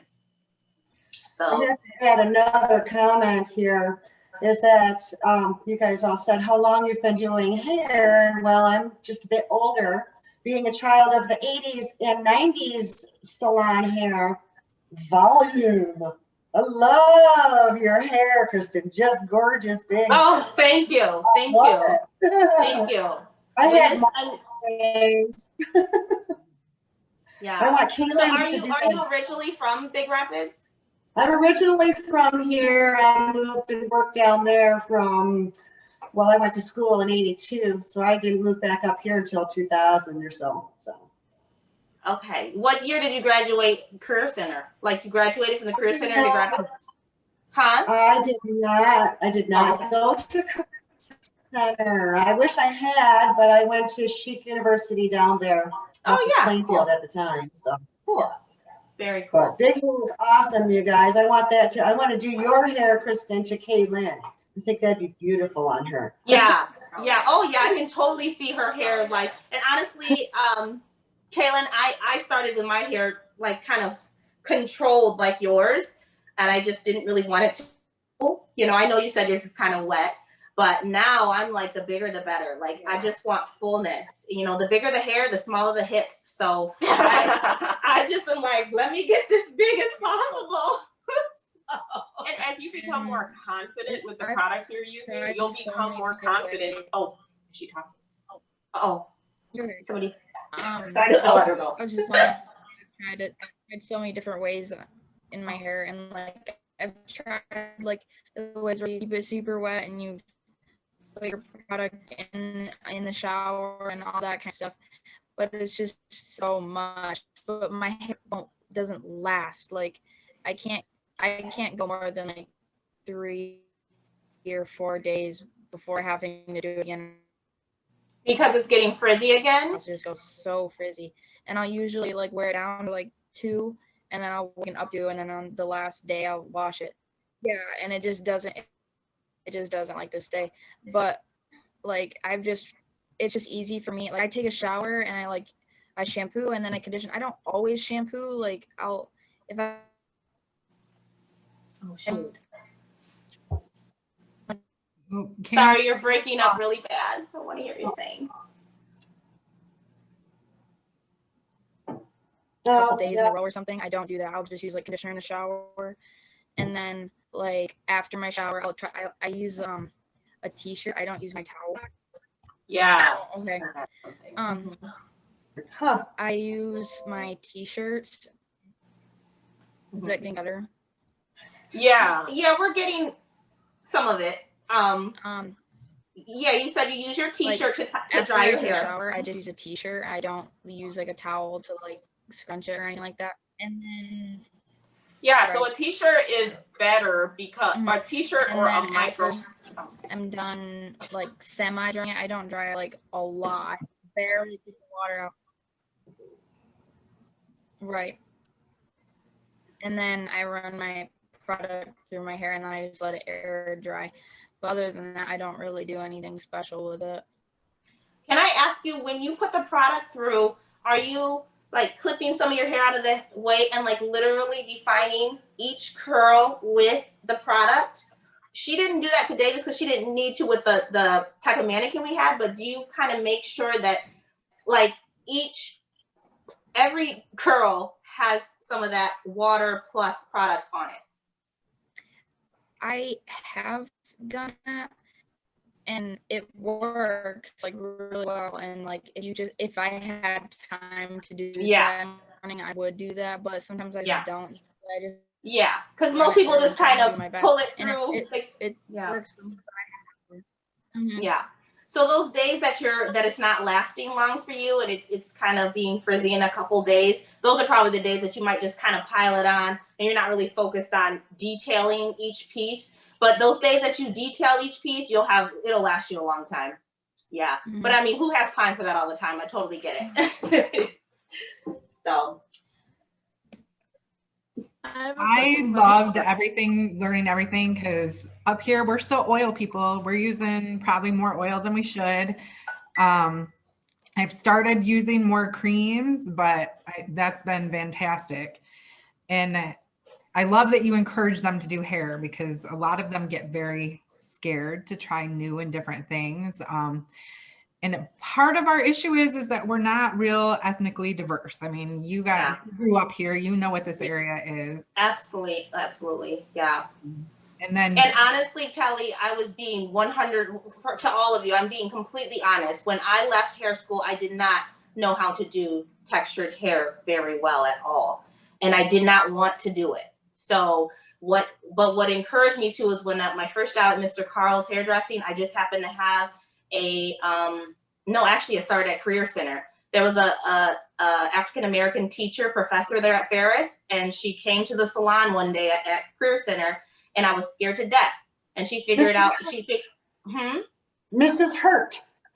I don't think it was Hurt, but I feel like her name was Vicky. I can't remember, but she came and she was my first Black client in my chair, and I was like, oh my God, I have no idea what I'm doing. And I just guessed, and she was willing to give me a chance. She was patient with me. She understood that I was just in school, and I just had that one person to give me a chance, and she followed me then to Mr. Carl's hairdressing, and then she started sending more people to me. And I just, as scared as I was inside with every single textured hair client, I was scared every time. I just was like, I'm doing it. I have to do this. Like, how could I not know how to do textured hair? I never want to turn anyone away. I want to be able to work with every texture, and that's what made me just keep taking on the challenge. And now it's like my favorite thing to do. It's amazing. So I hope that you guys are, when you get that person in your chair, that makes you want to just run in the back and throw up real quick. Like, just take on the challenge and just like, I can do this. See, and me, on the other hand, all I've known to do since I was 14 is textured hair. So I actually was afraid to do white hair, and I was afraid. Well, I didn't know what to do with it because it had not as much texture. I just felt like it was super slippery. So I've literally only been doing white hair for like the last 2 years, and now I'm, mastering it. So it's like, I didn't want to turn away my wavy curly clients because I wanted to be able to cater to all textured hair. A lot of people have the misconception that textured hair is just black hair, but textured hair, I have clients of all ethnicities. And so doing that was one of the best things I've ever done. You want to be able to, like Kristen said, not have to turn anyone away. Everyone's hair is worth learning. Yeah, absolutely. Absolutely. And we didn't focus really a lot on relaxers and things like that, just because you will get that education right there. And I believe in Career Center, they do teach that. But honestly, so many people now are kind of getting away from relaxers and going to more of a look like I have, or they just don't want something so permanent. So they'll want their hair just straightened out like the first look that I gave you. They'll want a flat iron style, but they don't want it real permanent. So a lot of people, they'll still do relaxers. I still do some, but a lot are going away from that. So we didn't really focus really on permanent straightening. Okay, so, but yeah, that's all. Caitlin had a question. Caitlin, did you have a question?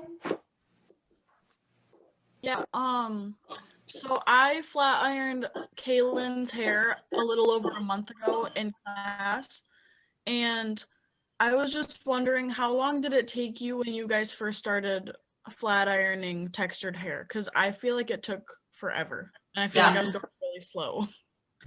Maybe for Cindy, it might have, I mean, that's all she's worked with in the beginning, like she said, maybe it was faster for her. For me, it would take a very long time. But honestly, it was because I did not have the right tools. Like back in the day, there weren't a lot of great flat irons. There were not a lot of great blow dryers. So you have to work a lot harder when you don't have the right amount of heat and tension. So I'm not sure what flat iron or blow dryer you're using, but we use the Paul Mitchell flat iron. I know that. I don't remember what does it go up to? What does it go up to? I think 425. Okay. And whose hair did you say you flat iron? Kaylin. I would love to hear some feedback, Kelly. I don't even care if you pass out my number. If you have, I know we've been messaging, but I don't care if you pass out my number. I would love to see how fast you go, or not even how fast, but just how more efficient it is when you try some of these techniques that we showed you today. By getting the right blow dryer with a pick. And I mean, when you get that pick, girl, you will be going. I don't know what you're using. Were you using a pick or were you using a brush? We were using I think it was a brush. I think the brush. If you get a pick, oh my word, you'll be in heaven with a pick. It'll go so much faster. If you get the right flat iron with the right amount of heat, turn that bad boy up to 425, swipe through once, swipe through another time, should be done. I'd love to see what the end results are. And it doesn't mean it's going to take you 20 minutes to do it. It's just, you'll get faster the more confident you see. You're like, oh, I can work with this. Okay, I got this. And then maybe it took you 2 hours the first time, but then it's going to quickly go down to an hour maybe by time, really good, but like, it just took a long time. Yeah, I know. And a lot of, and then it's discouraging because you're thinking, how am I ever going to be able to make any, get anywhere with this? I can't see it, but I could do it myself. I don't know. Yeah, good job. Good job. Yeah. It took a very long time, and it was still a little bit frizzy, but it went down a lot. It looked really good at the end. How high was your heat on the flat iron? I think it was at the highest, so 425. Okay. I probably gave her oil sheen. That's okay. Hey, look, this is what this class is for. I love that we're having this conversation, and that way we can kind of make some adjustments for you guys. But yeah, we can toss the oil sheen. Okay, maybe not toss it, but No, you can toss it. So maybe it smells good. Use the body spray. So for example, I would never use oil sheen on Kaylin's hair. Like never, never, never, never. You want to keep oil as far away as possible. So just imagine that as much as we needed weightless products for kinky hair, you definitely don't need weighted products for Kaylin's hair. Like she has no sheen. Look at how like it's moving like crazy. Yeah. I didn't flat iron all her hair. I was just, you know, but it's moving like crazy. It's shiny like crazy. And I literally only use a tiny bit of oil, like the tiniest bit. And it's just like, this is what you want because you want her hair to last and last and last and last. And the oil's going to build up on its own. So that's why we don't put the spray on top because all this movement will go away and her hair won't move anymore. And it'll feel really greasy. Yeah. And something that might be helpful too, guys, is continued education. Like me and Kristen are, you know, even though we've been doing hair for a long time, we still take classes. That's one thing I learned from Kristen, actually. I've learned so much from her. But like one thing, like going to classes continually, no matter how much you master your craft, that is how you continue to be good at what you do. So we find classes anywhere and go and you keep learning. And connect with us on social media too. We're both constantly posting, you know, videos and stories of clients and our process. So I'm on Instagram and Facebook as The Rise Salon, and Kristen is on as Bella Versailles Hair Studio, right? So like connect on social media. That way you can constantly see these processes and learn, you know, and just keep learning. Yeah. And yeah. So that's all we got for you guys. Thank you. Thank you so much. I want to come and job shadow down there. Does anybody want to go with me? You totally can. Thank you, Kelly, so much. That was so nice of you to keep asking me and not giving up on me. I think it's so cool that you're an instructor now. Like when you told me that, I'm like, this is crazy. That is so cool that we went to school together and now you're instructing. And it sounds like you're doing an amazing job. Thank you. I just have to give a shout out though too, because Kristen actually let me press her hair when we were in school. Oh, I don't even remember that. Yep, I remember. I this experience. So I was going to ask that when you first started out, ladies, did you ever have to use real pressing irons and pressing combs? Yeah. When you didn't have pressing proper flat irons? Did you? Yeah. Pressing combs and so in place of a pressing comb, that's why I use that little tiny flat iron. Yeah. So that I no longer have to heat up anything, you know, like a pressing comb. Yeah. Where you have to like test it out first to make sure it doesn't burn the cloth. Oh my God. Things have definitely changed. Yes. So yeah, I don't know if there's not any more questions. One more personal comment. Yeah. You ladies, please go buy a Kraut dog and a regular Yester dog for me. Oh, yeah. And it's open still. They never closed through the whole like crazy Corona stuff. It's still open. I live a block from there. I had them every Tuesday. My little bags of hot dogs going home. Yep, they are still going strong. They're going strong. well, I just want to thank you both for all the great information. You don't know how much it means to us to be able to have this opportunity. So thank you. You're so thank you. You're welcome. All right. So what do we do? Just sign off or something? Yeah, you're good to sign off. Can I ask a question first? Oh yeah, sure. Yeah, I got kicked off. So I don't have, super great hair, like Aurora or Kaylin, but I have like the medium kind of wave. And I wash my hair like every 3 days. So like tonight is a wash night. And then I let it air dry. Is that healthy for my hair? Or since I don't have such tight curls? Yeah. I don't see why not. Honestly, I think most people should probably try not to wash their hair every day, and just let that oil like build up naturally on their scalp. If you're saying something, I'm not sure because you froze. Oh, there you are. I don't really, it's hard because I can't see the texture of your hair, but going every few days to just, with washing it every few days and then putting product in and letting it air dry, that sounds great. Yeah, that doesn't sound like that's a problem at all. And I see you have like maybe some color or something in your hair too. So that keeps your hair from, that keeps your hair from drying out, letting it kind of go a couple days before you wash it again. But yeah, it looks like you might, so you have like, so you can scrunch your hair and get like this nice soft beach wave look naturally. Is that what, I can picture that. I bet it is really, really cute.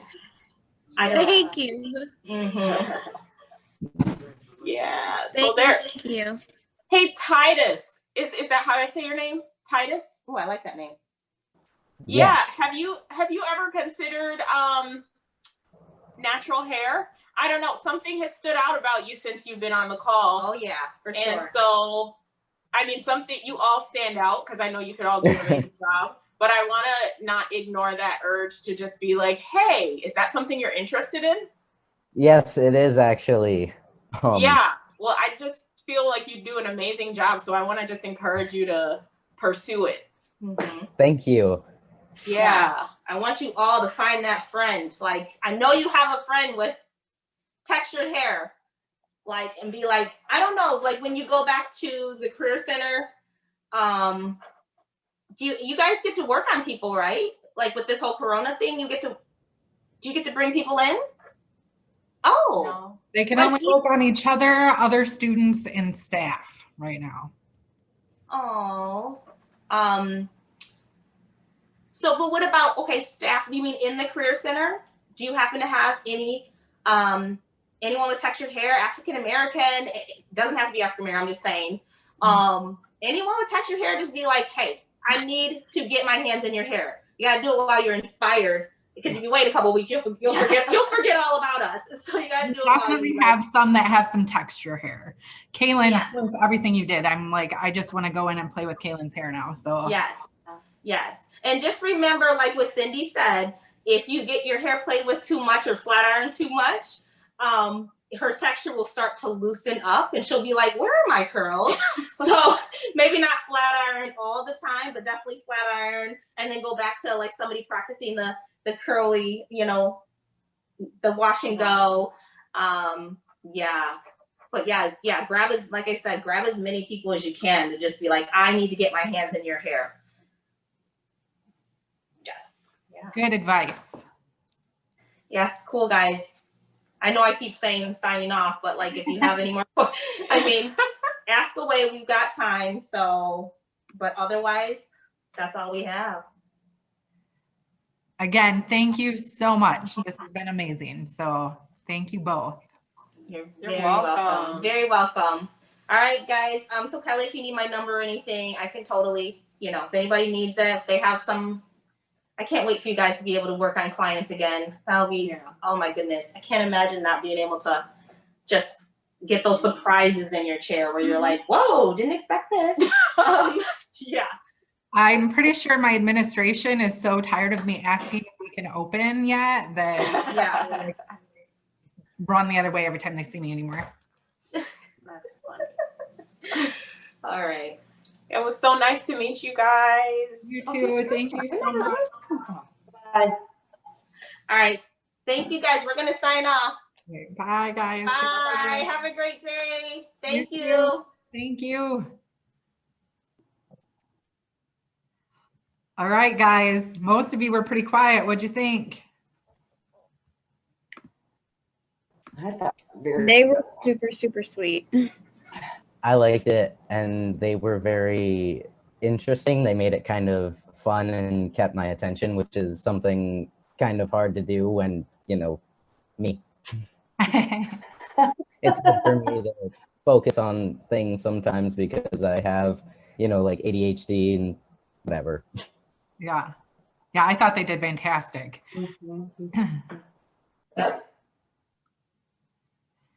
Shelby, what'd you think?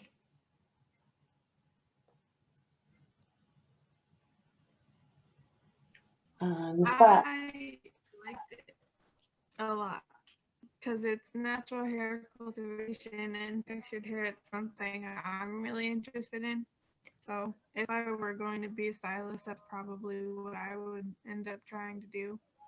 So that was pretty cool. Yeah, very cool. I remember from your cover letter that you were very interested in different textures of hair and being natural. So they did mention Kevin Murphy products, which are hard to get a hold of, but Natural Beauty in town does sell Kevin Murphy. I think I'm gonna try to get I took notes of everything and it's being recorded. So I'm gonna try to get some of these products for us to be able to use.